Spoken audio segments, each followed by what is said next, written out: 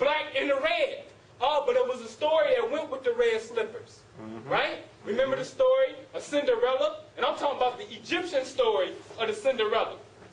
All right? When a slave, the female was a slave and she went off to Greece and this guy had freed her and she was in the pool and she had servants and this eagle, which is Heru, came down and swooped one of the slippers and took it back to Memphis. And the Pharaoh got it. And then he sent his people out, go find whoever slipper this is. And then when he seen her, he was so in love with her. And he was actually talking about, I forget his real name, but one of the pharaohs of the 26th dynasty.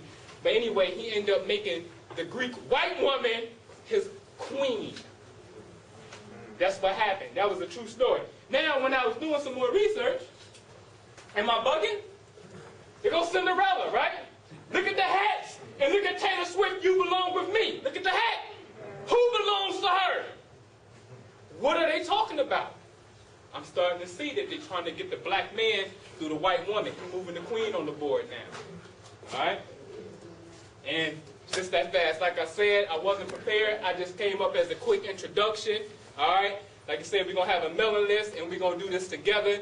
Definitely in conjunction with Productions, Apologize TV, and Noble Days TV, all right?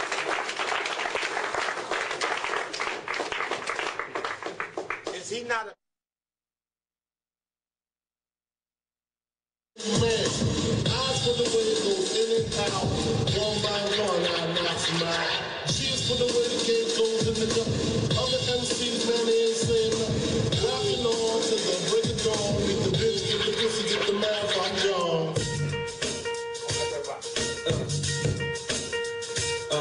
Yeah.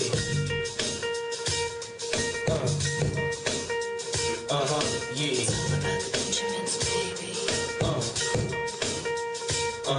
Peace.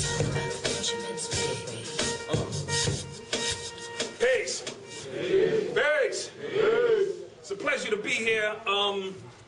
Let's give these gentlemen a round of applause.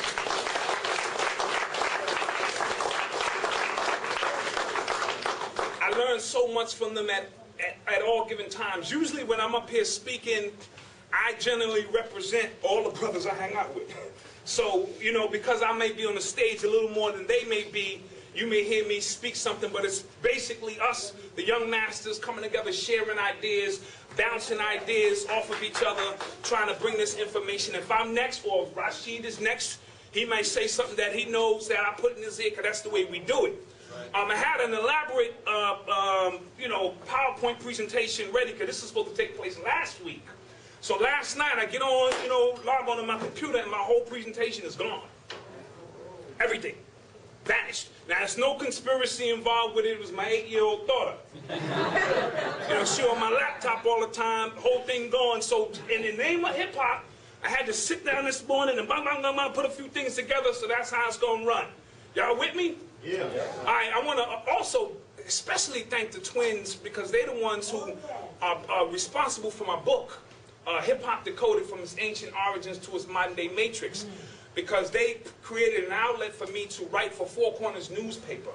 And that began the process. I had so much information that I wanted to share and no outlet to share it. I sat in all the lecturers of all the masters, C. Freeman, L. Bobby, Phil, and I was saying, all of this is great, but how do my brothers on the corner, how do they use this information? You know what I mean? Because if you come at them wrong, they just shut down.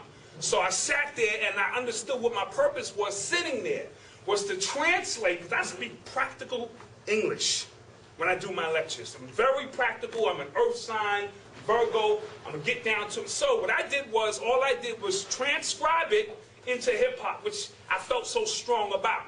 When you see those images of the Bronx, I'm from the BX, born and raised. I've been to Cedar Park to bear witness and watch Herc do it live. I saw Bambaataa in Bronx River.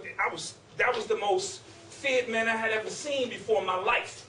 Africa Bambaataa, in his prime. So the effect that hip-hop had on them, the first generation, they were the doers. So it was the effect that me, standing at the front of the ropes, getting that information, and had a greater effect on the next generation of hip-hop. So the ones, so her,